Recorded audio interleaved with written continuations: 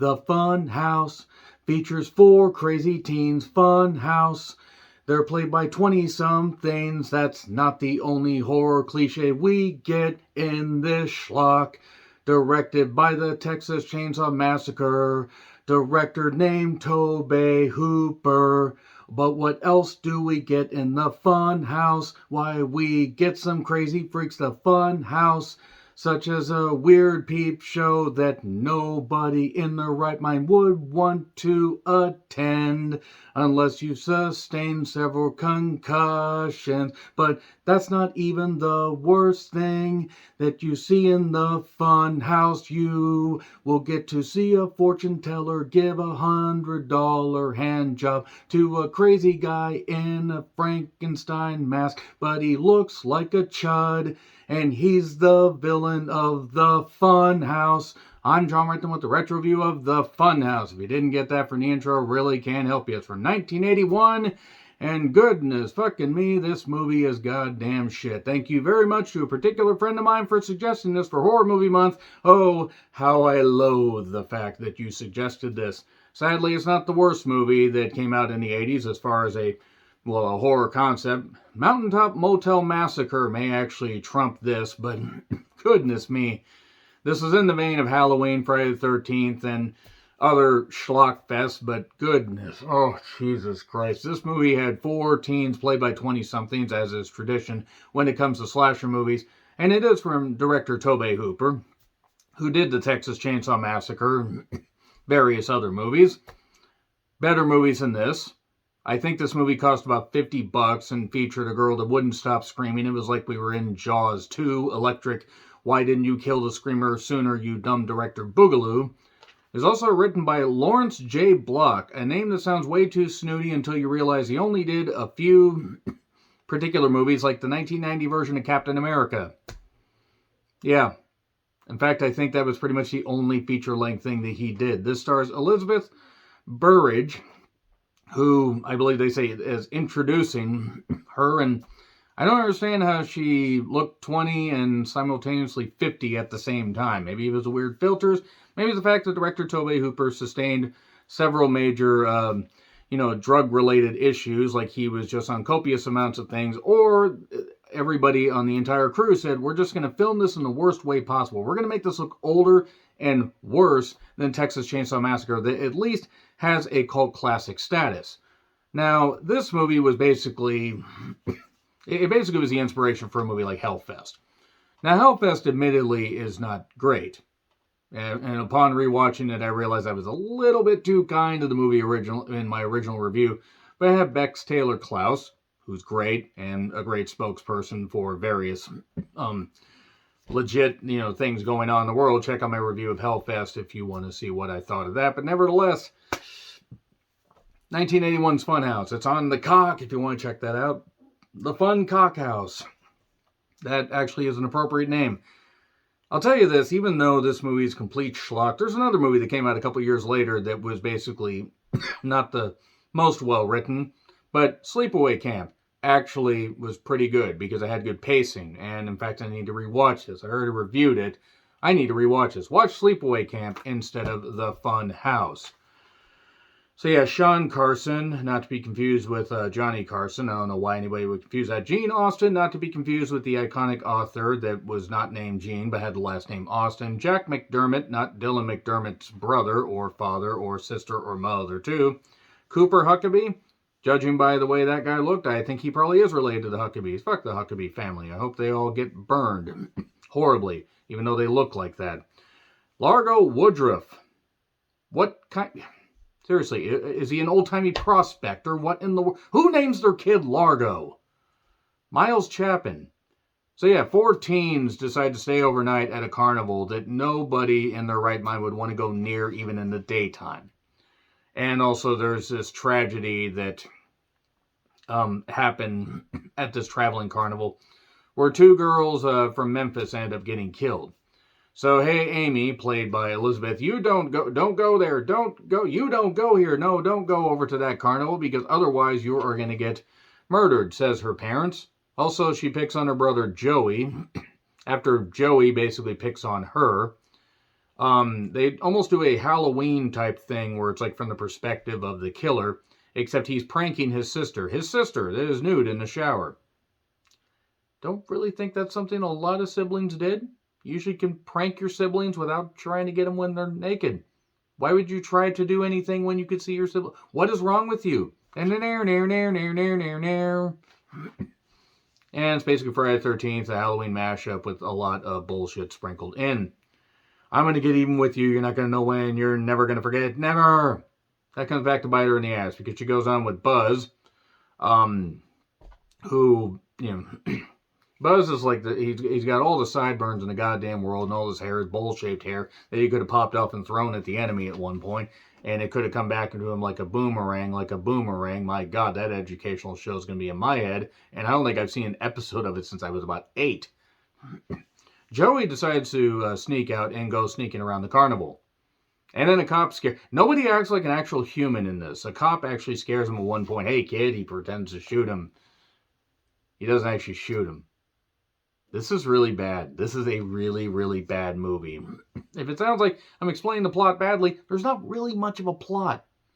There really isn't. Again, Hellfest didn't have much of a plot, but had life and energy and enthusiasm.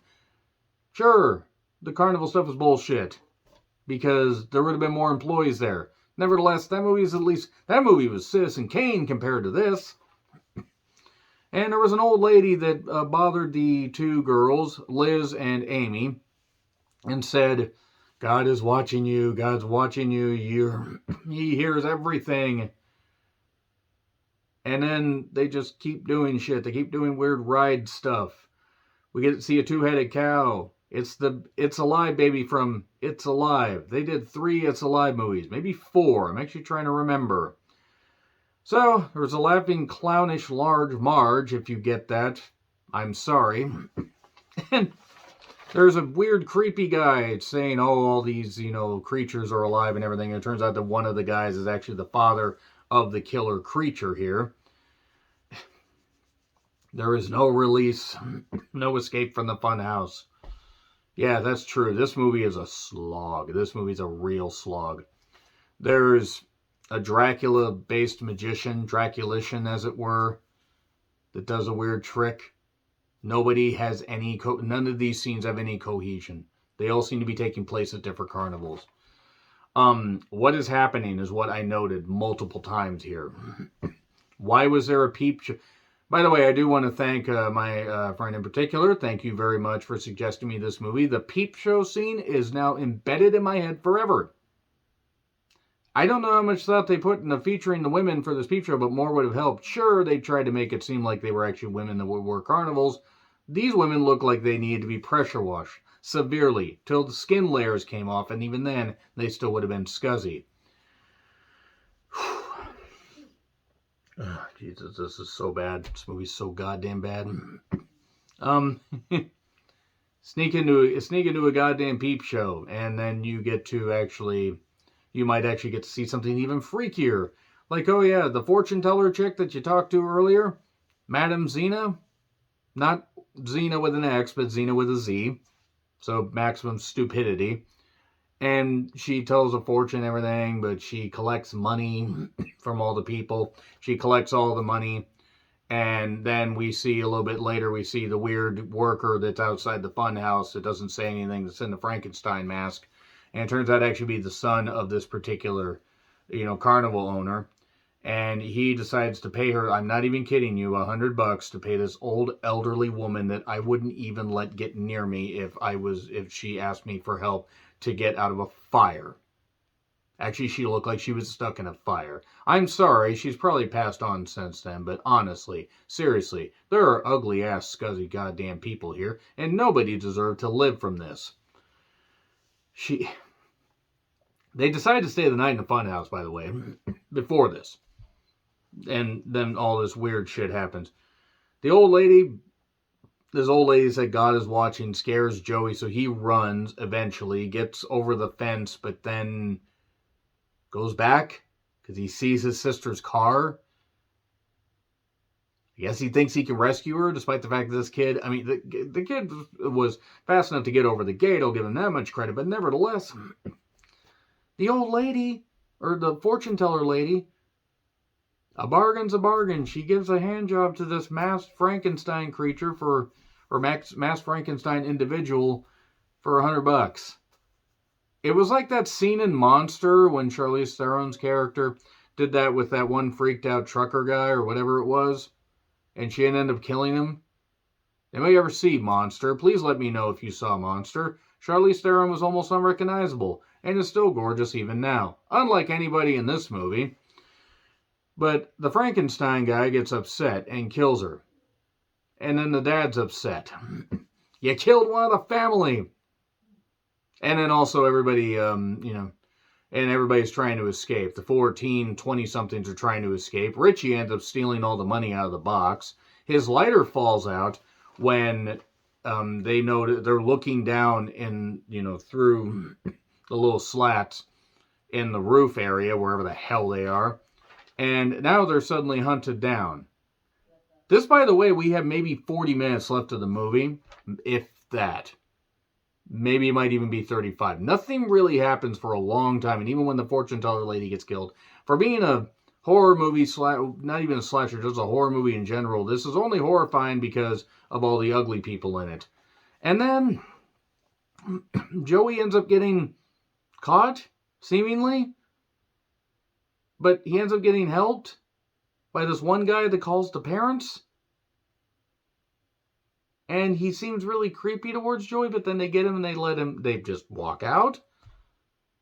So the carnival still has people there, despite the fact it's closed down for the night. Awful active carnival for being shut down. And then they can't hear the goddamn, the parents can't hear Amy shouting over the fan because she doesn't recognize that the fan's running and throwing her voice back at him because Amy's an idiot, everybody's an idiot, and I want everybody to die. So everybody ends up getting killed. Richie ends up getting killed because he ends up getting strung up and hung up into the goddamn sky somehow. I don't know how. And then he ends up getting put on the roller coaster, or the little cart thing, not roller coaster, but a little ride dealy on the track. And this guy Buzz, that Amy likes for whatever reason, apparently he's the only guy that's ever shown her any attention, and never will, because she's a moron, and so is he. He has an axe, and axe is the person, but it's Richie, so it ends up killing him. But he was hung. I think he was probably dead already. I don't know. I refuse to care. Liz gets put through a trap door. She ends up having this weapon that she stabs the Chud creature with. That's really what the goddamn Frankenstein masked individual looks like. Looks like a Chud. If you've seen Chud, you know what I'm talking about. The problem is Chud actually had more of a budget behind it. They also did a sequel for some reason, despite the fact Chud wasn't very good. Nevertheless, she gets her face pushed through the fan, but the Chud creature is doing this, and ow, I got something here. The dad ends up pulling a gun on Buzz and Amy. He ends up getting stabbed on this sword that this knight statue thing is holding out like this, about 8 feet. Maybe you shouldn't have done that, just on the off chance somebody might have leaned their head out of the ride and gotten impaled. But whatever, it doesn't look like that carnival has been up to code since the 1930s. Or maybe since women were allowed to vote. So the dad says, oh, he's not such a bad kid. Blood is thicker than water. And Buzz ends up getting killed because he runs out of bullets, and then the creature tosses him down, and he dies. Or he's dead already, snapped his back. I'm not sure. A lot of this shit happened when I just basically got distracted by, oh yeah, literally anything else. And then Amy ends up sneaking around this weird conveyor belt hook area that she ends up getting... Earlier when he killed the fortune teller, he ended up shocking her by pushing her up against one of the electrical panels. So in this, she grabs Devon Storm, a.k.a. Crowbar. If you're an old WCW fan, you get it. And she swings at him. But then he grabs the crowbar, and then he swings right into another electrical panel and shocks himself. Comes back to life. She pushes him on a hook into these gears outside of Metal Man's stage from Mega Man 2, and he dies. She escapes, sees a large Marge statue, and that's it. Fuck the Funhouse. Fuck anybody that thought it was a good idea to make it. There you go. That's it for that movie for Horror Movie Month.